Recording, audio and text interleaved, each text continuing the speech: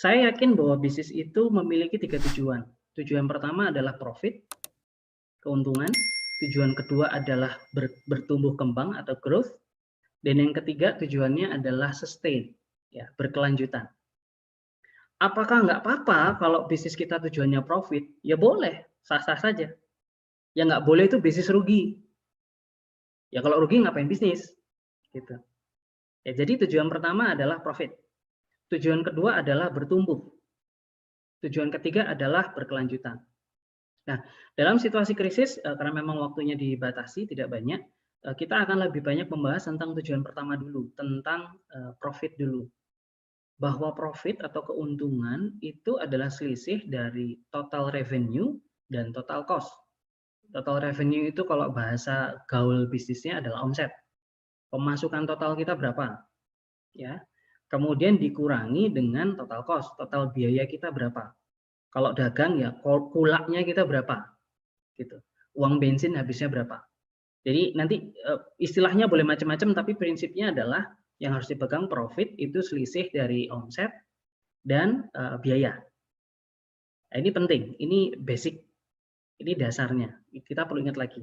Nah, berbicara tentang prinsip itu, maka kita harus ingat bahwa akan lebih bagus kalau omset lebih besar dari biaya supaya profitnya positif. Ya. Atau cara yang kedua, kita berusaha memastikan bahwa biaya lebih kecil daripada omset. Nah, ini yang kedua, ini yang sering kita lupakan. Kita biasanya heboh dengan menyiapkan pemasukan, tapi kita lupa untuk mengurangi pengeluaran. Atau kalau bahasa teknisnya efisiensi. Ya, ini penting. Gitu. Kalau kita bisa efisien, walaupun revenue-nya tetap, maka kita tetap bisa memproduksi profit yang lebih besar. Gitu. Dan dalam kondisi krisis yang berdampak luas seperti COVID ini, di mana pasar daya belinya juga turun, maka kalau kita menghabiskan energi banyak di otak-atik omset, sedangkan orang juga kurang mampu beli, maka itu bisa menghabiskan sumber daya yang besar. Maka fokusnya bisa digeser, selain meningkatkan omset, memperbaiki omset yang babak belur, kita juga perlu ya, melakukan efisiensi. Ini penting. Ya, saya coret-coret biar kelihatan. Nah, ini penting sekali untuk diperhatikan juga. Kemudian poin yang ketiga, ini penting juga.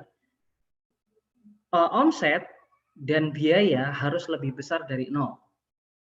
Loh Pak, kalau omset lebih besar dari nol bisa dipahami. Kalau biaya lebih besar dari nol, kalau bisa minus kan bagus. Kalau kita melakukan aktivitas bisnis, biayanya nol, ya itu jadi pertanyaan ya, itu bisnisnya ada usahanya apa enggak gitu. Jangan-jangan kita pakai sumber dayanya orang, jangan-jangan kita pakai fasilitasnya orang, gitu. Dan ini akan jadi masalah di masa yang akan datang.